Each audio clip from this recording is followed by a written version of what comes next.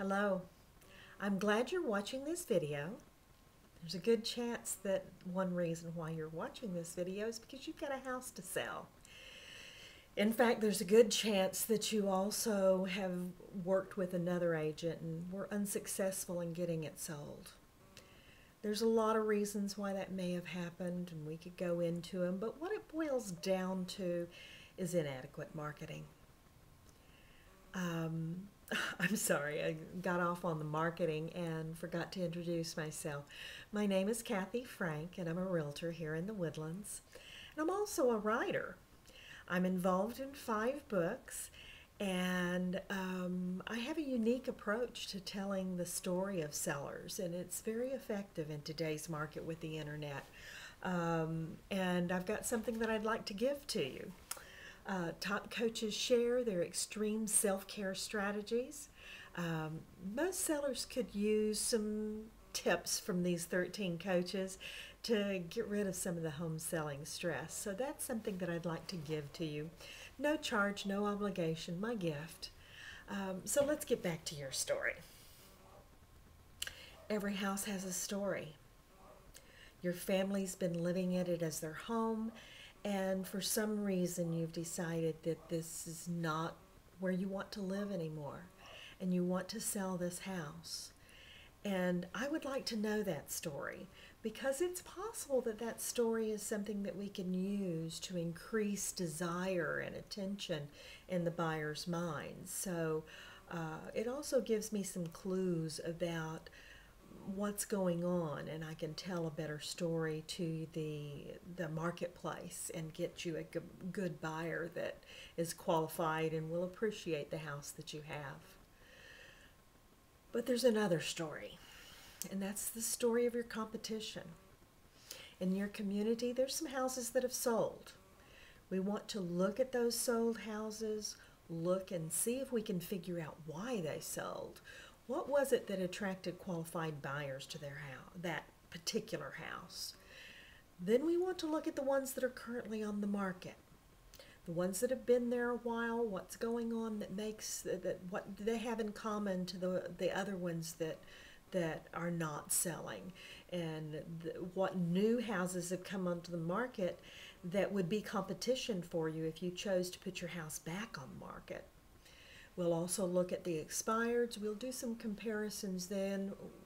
What do those expireds have in common? What is it about them that the market did not accept and qualified buyers did not buy? We'll also look at trends. Now we'll look at trends at what marketing is going on these days, what sellers are doing, what agents are doing. But also we'll look at the trends of the market itself. We'll look at 3 months ago, at 6 months ago, or even a year ago, and see what's going on with those trends so we can leverage it and position you ahead of the rest of the competition. It's all part of the story. Now, if you want me to tell a household story for you, you're going to have to invite me into your house. I have to see it, and I have to get to know you. I know that you're hearing from other agents. They're telling you stories. They're sending you mailings, maybe some big, thick ones. They're leaving voicemails. They're maybe using scripts that are designed just to intimidate you. And if you feel like you need to talk to them, I encourage you to do whatever's going to make you feel comfortable. But before you hire anybody, I encourage you to see if I can write you a household story. You may notice that I do things quite different than other agents. I was licensed in 1975, and during these years the markets has gone up and the markets has gone down. And things change, and I've seen those changes and I've adapted to those changes. And in the last 24 months there's been a huge change, and any agent that hasn't embraced the internet and even social media, they're getting left behind. And their sellers are getting left behind too. Maybe that's what happened to you. It's not your fault. I personally find that the team approach has some limits too. I've tried it. It's just not for me. that high volume, systemized, scripted way of working with sellers, it just lacks that personal attention. And I believe that sellers deserve extremely individualized marketing. My methods are comprehensive and they're very time intensive. My selling strategies are highly personalized, even though I'm going against what they're training us to do these days.